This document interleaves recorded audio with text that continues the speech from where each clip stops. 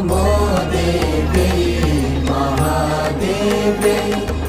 शिवायै सततं नमः नमः प्रकृत्यै भद्रायै नियताः प्रणता स्मृता रौद्रायै नमो नित्यायै गौर्यै धात्र्यै नमो नमः ज्योत्स्नायै चेन्दूरूपिण्यै सुखायै सततं नमः कल्याणे प्रणतां वृद्ध्यै सिद्ध्यै